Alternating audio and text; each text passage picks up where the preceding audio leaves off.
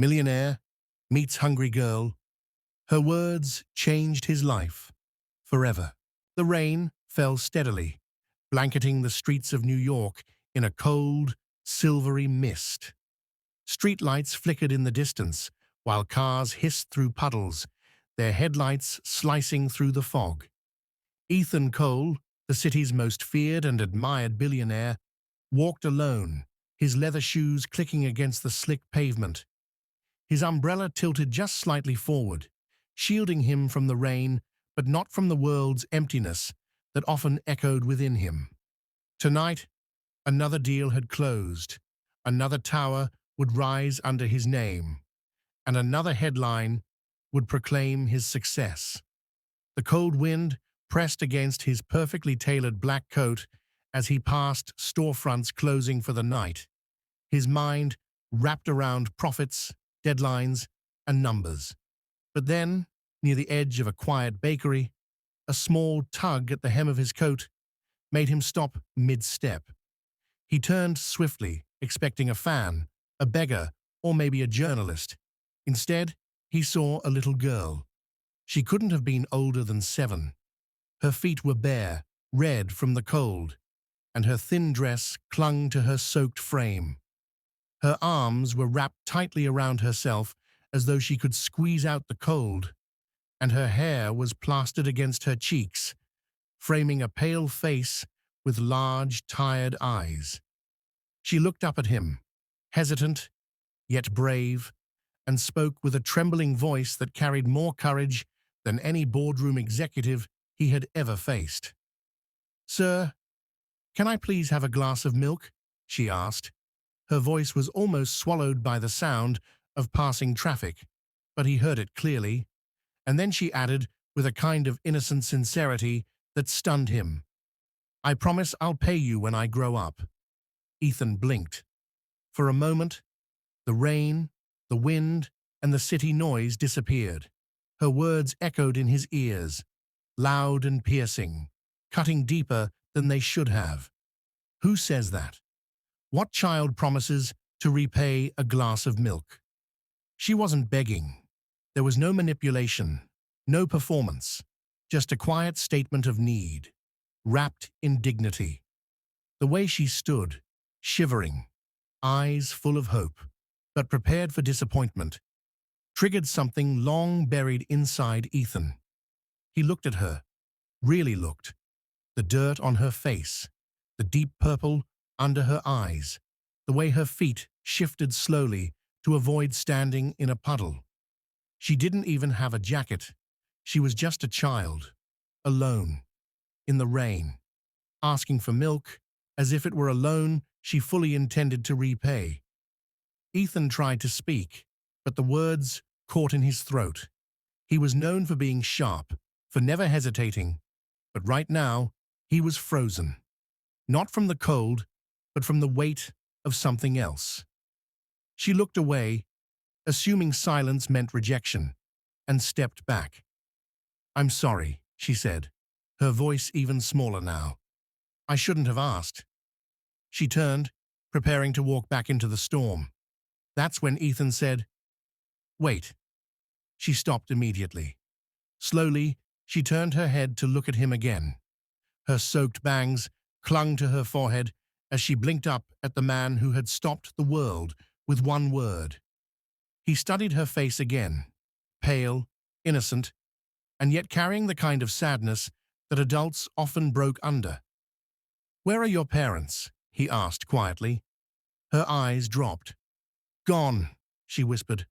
One word, just one, but it landed in his chest like a stone. Ethan didn't know what to say. The girl didn't cry. She didn't ask for more. She didn't beg or plead. She simply stood there, trembling. Her chin lifted ever so slightly, as if she refused to be small, even when the world made her feel invisible. In all his years of building empires, buying companies, and fighting for power, Ethan had never felt this helpless. Not for himself, but for her. For this small life in front of him, who had somehow cracked open a heart he didn't even know was still beating. The cold sidewalk beneath him was just concrete, but the cold inside him, that was something else, and it had just begun to melt. Ethan didn't understand why his feet moved, but they did. Without saying another word, he opened the door to the bakery beside them, holding it as the little girl hesitated. The warmth of the shop spilled out into the cold night, fogging the glass as they stepped inside. The bell above the door gave a soft chime, and the smell of fresh bread and cinnamon rolls filled the air. The girl, Lila, he would soon learn, stood still, overwhelmed by the sudden comfort. The lights felt too bright after hours in the dark. Ethan guided her gently to a small corner booth, far from the windows. The few remaining customers cast curious glances, but no one said a word. She sat down stiffly, her wet dress clinging to the vinyl seat, and stared at the menu like it was written in another language. "Order whatever you want," Ethan said, his voice quieter than usual. She looked up at him with unsure eyes, as if testing whether he meant it. A waitress approached, her eyes softening at the sight of Lila. "Hot chocolate," she offered gently. Lila nodded quickly, almost afraid it might disappear if she waited too long. "And maybe something to eat too," Ethan added, glancing at the menu. "Soup, bread, anything warm." When the food arrived, Lila stared at it as if it might vanish before her eyes. She picked up the spoon with both hands, her fingers trembling, and took the first sip of the steaming soup. Within seconds, the bowl was halfway empty, her pace frantic, like she hadn't eaten properly in days. Tears welled up in her eyes, not because of the food, but from the relief. A piece of bread clutched in her hand, she paused just long enough to whisper, "I'll pay you back. One day, I promise." Ethan looked at her, unsure of what to say. There was no sarcasm in her voice, no exaggeration, just quiet conviction. She didn't look at him as she said it, just kept eating, like a child too proud to admit she needed help, but honest enough to offer what little she could. He studied her more closely now. Her wrists were too thin, her knuckles scraped. There was a tiny rip in her dress near the collar, and what looked like a faded safety pin holding one of the sleeves together. She sat with her back straight, almost like someone had once taught her to be polite, to be proper, before everything fell apart. "What's your name?" Ethan asked gently. She wiped her mouth with the back of her hand and mumbled, "Lila." It was the first time she'd said it out loud in weeks. He nodded. "Nice to meet you, Lila." She looked up, surprised. No one had said her name like that in a long time. "Where are you staying?" he asked, already knowing the answer. She looked away, shoulders sinking, eyes falling to her plate. After a long pause, she murmured, "Wherever I can." Her voice cracked slightly. "Since Mom went away." The spoon fell from her hand and clinked softly against the plate. Ethan didn't ask what "went away" meant. He didn't need to. Lila didn't cry, but her silence spoke volumes. The way her hands folded in her lap, the way she blinked faster, trying to hold back tears. She was too young to carry this much loss, too young to be out here alone. Ethan leaned back in his seat, something stirring deep within him. It wasn't pity, it wasn't guilt. It was something else, something older, something from before the suits, before the skyscrapers, before the headlines. A memory of a boy sitting in a crowded orphanage cafeteria, watching other children get picked up while he stayed behind. The sting of abandonment, the ache of being unseen. He hadn't felt that in years, until now. Lila's presence cracked open a part of him he had buried long ago beneath wealth and walls. As she picked up the spoon again and quietly resumed eating, he realized this wasn't just about a meal. It was about her dignity, her courage, that promise she kept repeating, softly, stubbornly, "I'll pay you back." She didn't understand money or debt, but she understood gratitude, and it showed in every careful bite she took. The waitress returned and offered her a cookie on the house. Lila smiled for the first time, and Ethan felt it like a jolt, unexpected and oddly beautiful. He didn't smile back.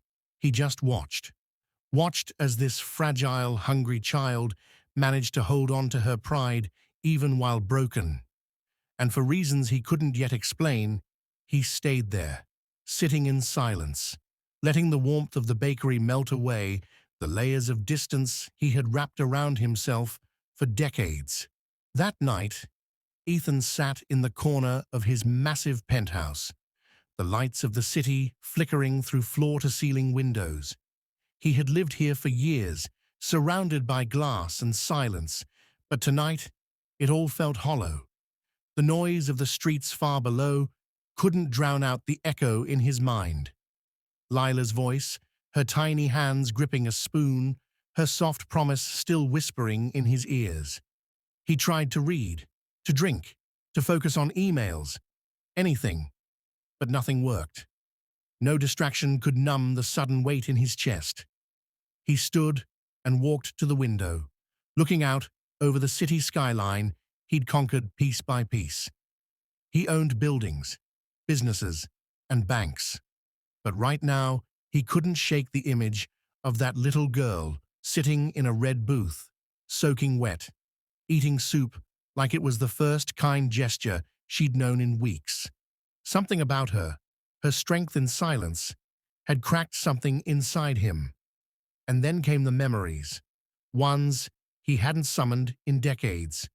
His reflection blurred as the rain tapped against the glass, and in its place he saw a boy, himself, small, scrappy, and sitting on the edge of a broken cot in a state-run orphanage.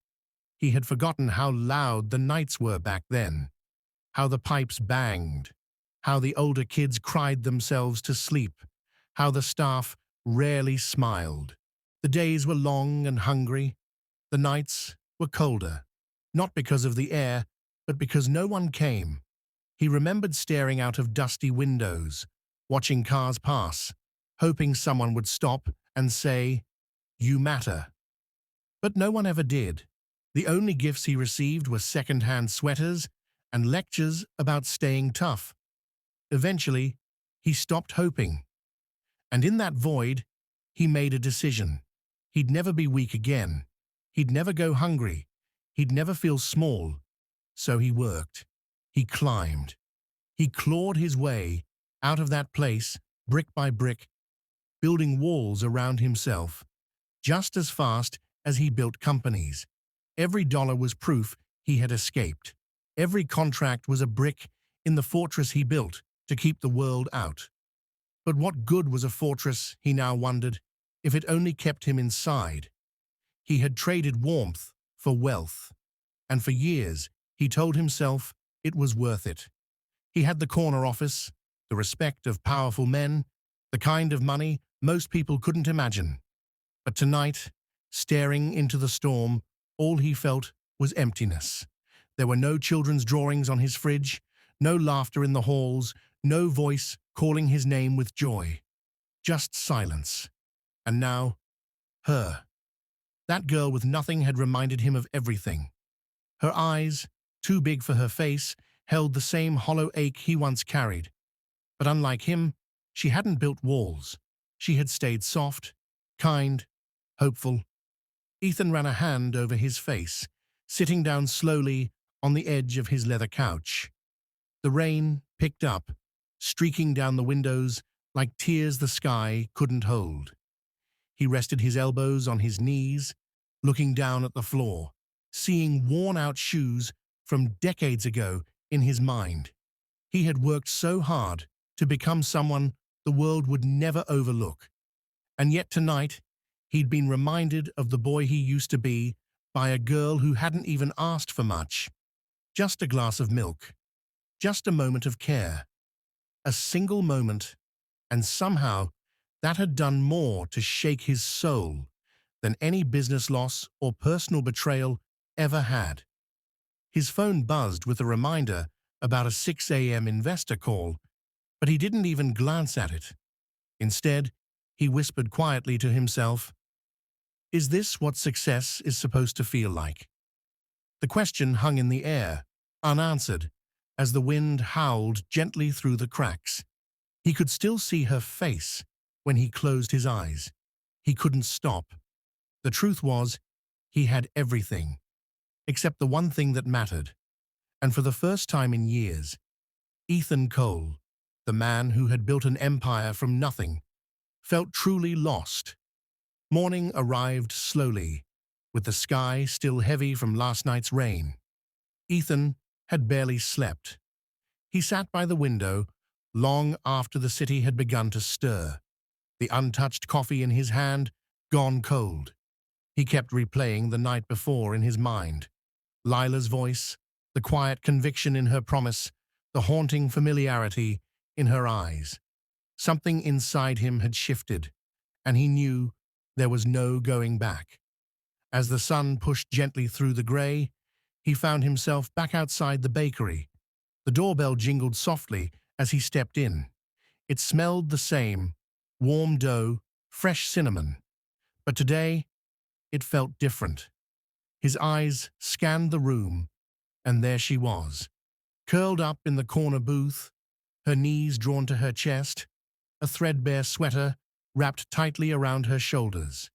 She was awake, but not quite alert, staring out the window, watching the people pass without noticing her. Ethan approached slowly, careful not to startle her. He stopped beside the booth and knelt down, his voice calm and low. "Lila," he said. She turned quickly, surprised but not afraid. Her small face lit up in that instant of recognition. "Hi," she whispered, unsure if she was dreaming. He smiled softly, something rare for him, and sat down beside her. For a moment, neither of them spoke. The world outside moved fast. Horns honking, buses passing, heels tapping against wet pavement. But inside, time slowed. He looked her in the eyes and said, "I want to make a deal with you." She tilted her head, curious.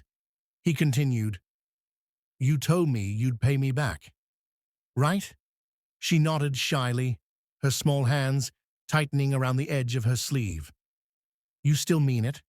he asked gently. "Yes," she replied, her voice barely above a breath. Ethan leaned in, his tone shifting, not as a businessman, but as someone offering something real. "Then here's my offer. Come with me. Live somewhere safe. Go to school. Eat well. Grow up strong. Learn everything you can. And when you're older—" He paused, watching her eyes widen as she tried to absorb his words. "When you're older, I want you to help another child. Someone like you. That's how you'll pay me back." Lila didn't move at first. It was as if the words took time to land, to find space inside a heart that had grown used to disappointment. But then her lips parted slightly, her brow relaxed, and for the first time, she smiled. Really smiled, not a polite smile, not a scared one, but a slow, glowing, genuine smile that warmed the air between them. "Okay," she whispered. One word, but it carried a weight that made Ethan's chest tighten. He reached across the table and pushed a small napkin toward her. "Your first contract," he said lightly. She giggled, a small, sweet sound that made the waitress behind the counter pause and smile to herself. Lila picked up the napkin and nodded. "Deal," she said, tapping it like it was signed in ink. Ethan leaned back in the booth, feeling something he hadn't in years. Peace. Not the kind that comes from winning or from finishing a project, but the quiet kind. The kind that comes when you do the right thing without needing applause. Lila stood and reached for her little backpack on the floor, worn at the straps, nearly empty. "It's not much," she said. "It's enough," Ethan replied. He stood and offered her his hand. She hesitated, then placed her tiny fingers in his palm. It felt like the first page of a new story, one neither of them had planned, but both needed more than they knew. As they walked out of the bakery together, the bell chimed behind them again, softer this time. Outside, the sun had broken through the clouds, spreading golden light over the city's wet sidewalks. Lila looked up at him as they walked. "You're not like the others," she said. Ethan looked down at her, his eyes filled with something deeper than pride. "Neither are you," he answered. The car ride to Ethan's estate was quiet, but it wasn't awkward. Lila stared out the window, watching the city blur past, her small hand still wrapped in his. As they pulled through the gates of the grand mansion, her eyes widened. The house was enormous, but instead of awe, there was hesitation. She didn't step out right away. Ethan noticed. "It's just a house," he said softly, "but you'll make it a home." She looked at him, unsure, but trusting. Inside, the marble floors and echoing halls had never felt more still. For years, Ethan had walked these corridors with no reason to stop and notice the silence. Now he heard it clearly, and he wanted to change it. He showed her to a guest room that overlooked the garden, but Lila barely glanced at the chandelier or the designer wallpaper. She clutched the blanket he handed her and whispered, "Is it really okay for me to sleep here?" "It's more than okay," he said. "It's yours now." That night, she fell asleep clutching a stuffed bear the housekeeper had pulled from a donation box. It was worn, but to Lila, it was treasure. The next morning, Ethan found her sitting in the kitchen, feet dangling from the stool, staring at a glass of orange juice like it might vanish. "You hungry?" he asked. She nodded, and together they made pancakes, burnt ones. She laughed as he flipped one onto the floor. That laugh echoed through the halls and hit something dormant in the walls. It became a habit. Pancake Saturdays, art-covered fridges, spilled cereal, and forgotten lunchboxes. And slowly, the house began to transform. The grand library that no one entered became a homework haven. The gym that Ethan never used turned into a painting room. Crayon drawings appeared on the refrigerator, her name written in big looping letters. Lila's space taped on the door of the guest room, which eventually became her room. And Ethan, he changed too. He started looking forward to evenings, to hearing her tell him about a book she was reading or a project she was doing at school. He'd never noticed how much life could fit into a single child's voice. He learned that she loved asking questions, everything from "How do airplanes fly?" to "Do you ever get lonely?" She wasn't afraid of silence, she wasn't afraid of him, and slowly, neither was he. One evening, after she showed him a messy finger painting titled "My New Dad's House," something cracked open in his chest. He didn't correct her. He couldn't, because somewhere along the way, it had started to feel true. His staff, once robotic and reserved, now kept candy in their pockets for her. The gardener taught her how to plant flowers. The chef began experimenting with cupcakes shaped like animals. The house came alive in ways money had never been able to buy. Ethan began coming home early, not because he had to, but because he wanted to. Meetings ended faster. Calls were shorter. His priorities had shifted, and he didn't mind. One evening, while tucking her in, Lila looked up at him and asked, "Do you think I'm doing a good job? Keeping my promise?" He paused, overwhelmed. "You've already done more than I ever expected." But it didn't stop there. Inspired by her courage, Ethan began something new, a foundation in her name.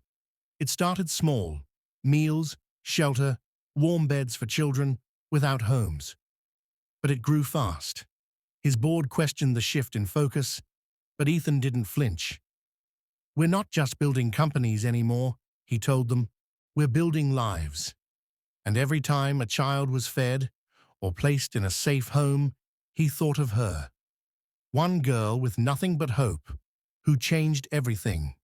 The years passed like seasons, each one marked by moments Ethan never imagined would matter so much.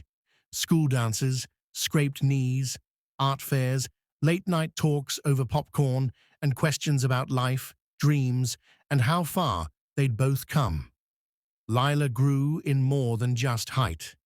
Her spirit, once fragile and flickering, had become radiant and strong.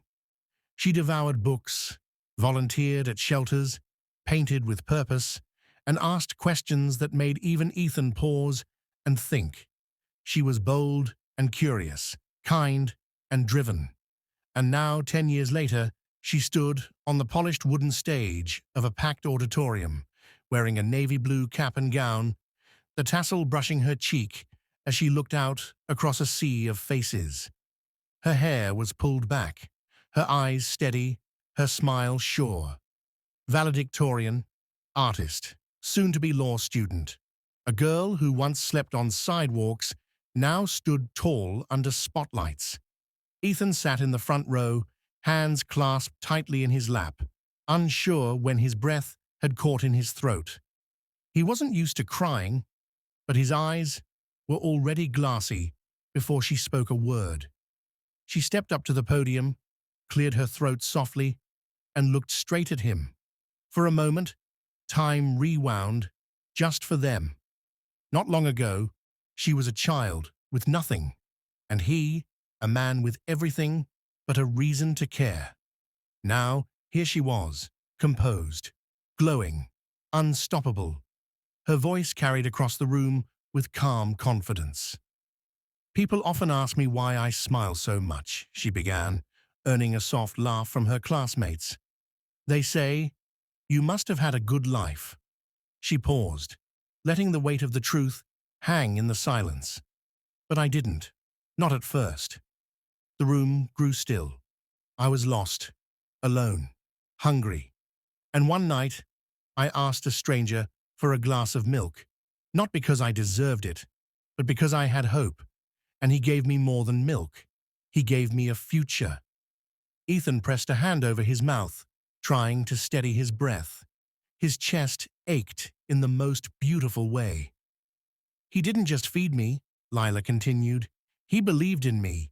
He showed me what love really looks like, not in big words or gifts or grand speeches, but in quiet consistency, in patience, in presence.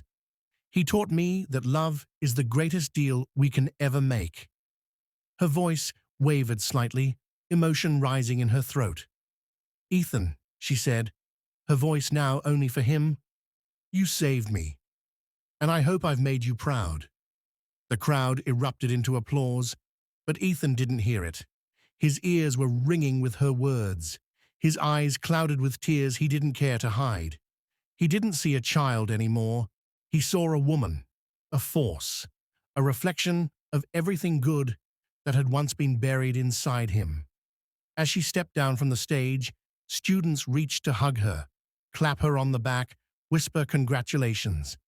But her eyes found his through the crowd, and that same small smile, gentle and true, passed between them like a secret handshake. He stood as she approached. She didn't run, didn't cry. She just walked into his arms, and for the first time in a long time, Ethan let go of pride, of fear, of everything that had once held him back. "You kept your promise," he whispered into her hair. She pulled back and looked up at him, eyes bright. "So did you." That night, as the city buzzed around them, Ethan didn't feel like a millionaire. He didn't think about stocks or towers or deadlines. He thought about a cold sidewalk, a rainy evening, and a child's voice saying, "I promise to pay you back." She never paid in dollars. She repaid him in laughter, in purpose, in a kind of love he never knew he was missing. The world applauded Lila for her success, but Ethan knew the truth. The girl everyone said he saved had been saving him all along.